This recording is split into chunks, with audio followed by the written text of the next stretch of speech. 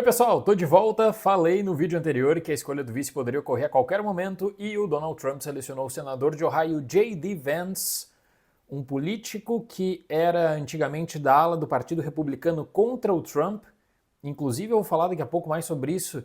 Era um político que dizia que o Trump ele não respondia a tudo que o Partido Republicano tinha de propostas e que o Trump era apenas um grande populista. E agora, nos últimos 2 anos, ele se tornou o principal nome da linha de frente de defesa do Trump, especialmente na mídia dos Estados Unidos. O que o Trump fala na Truth Social? Após muita deliberação e reflexão, considerando os grandes talentos de muitos outros, decidi que a pessoa mais adequada para assumir o cargo de vice-presidente dos Estados Unidos é o senador J.D. Vance do grande estado de Ohio.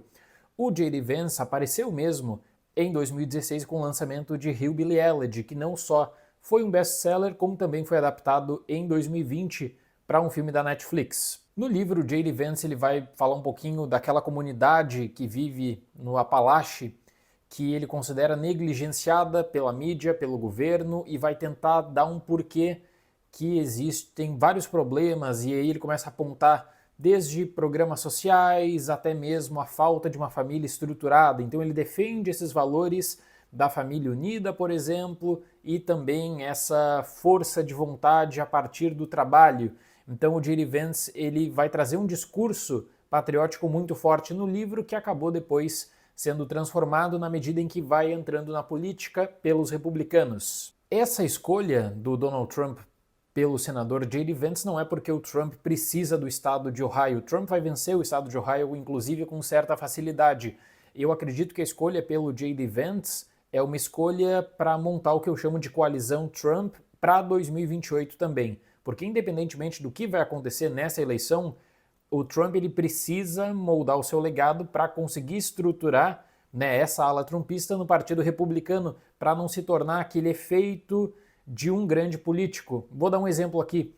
Quando o Ronald Reagan sai da presidência, de certo modo ele tenta transferir o capital simbólico de prestígio político para o George Bush pai, mas existiam divergências enormes quanto à ideologia do Reagan para o Bush pai. Então eu acredito que a escolha pelo J.D. Vance é para um nome também que o Trump confia, que pode organizar essa ala trumpista em 2028.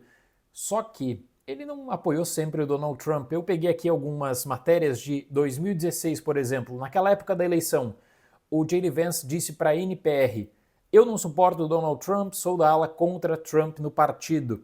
Ainda em 2016, numa matéria para The Atlantic, que eu vou deixar o link na descrição, eu selecionei aqui apenas um parágrafo para compartilhar com vocês. Ele diz o seguinte sobre o Trump: "Durante essa época eleitoral, parece que muitos americanos recorrem ao novo analgésico, que promete uma fuga rápida das preocupações da vida, uma solução fácil para os crescentes problemas sociais, não exige nada e requer pouco mais do que uma presença modesta e talvez alguns facilitadores.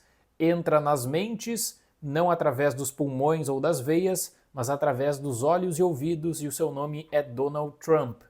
Relação do ópio das massas, aqui no caso, levando para a política, dizendo que o Trump seria a solução fácil, só que era muito discurso e pouca coisa de fato." Aí, já em 2018, começa um período de transformação do J.D. Vance, em que ele vai se aproximando do Trump, até o ano de 2022, que é definitivo. No ano de 2022, existe uma disputada eleição para senador de Ohio. Todos os políticos do estado queriam o apoio do Trump. O J.D. Vance ganha esse apoio e inicialmente é questionado, mas espera aí, o J.D. Vance era um dos grandes críticos do Donald Trump dentro do Partido Republicano. E aí o Trump fala que o J.D. Vance tinha entendido errado a sua leitura política e agora o J.D. Vance tinha modificado completamente, que ele tinha um outro pensamento também. Enfim, na eleição do Senado de 2022, o J.D. Vance venceu contra o democrata Tim Ryan, que era congressista, e desde então ele se tornou o principal nome da linha de frente do Trump na mídia.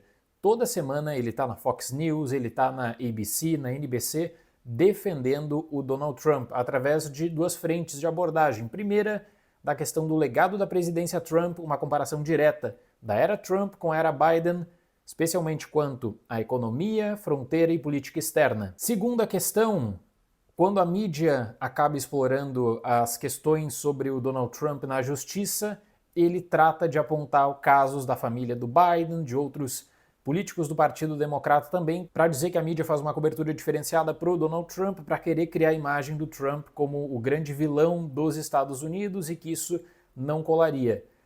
O J.D. Vance, ele agora é um nome que também mostra uma grande articulação para a defesa do Donald Trump, e o Donald Trump parece confiar muito nele também. Dentre as várias provas de lealdade, eu destacaria uma.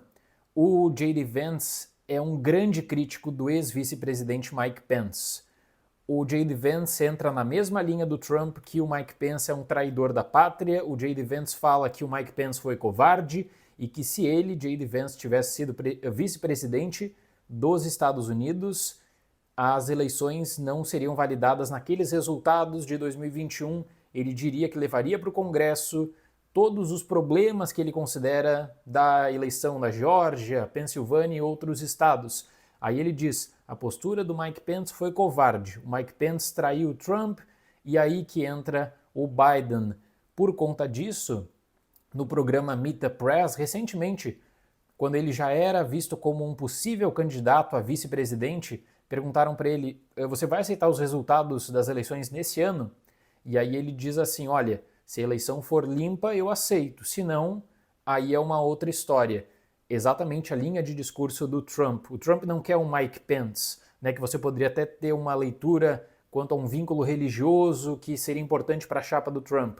O Trump quer um apoiador dele, uma pessoa que fecha com o seu discurso, que defende publicamente o seu discurso, que tem a mesma linha de abordagem para essa coalizão Trump, não só agora em 2024, mas pensando para o futuro do partido.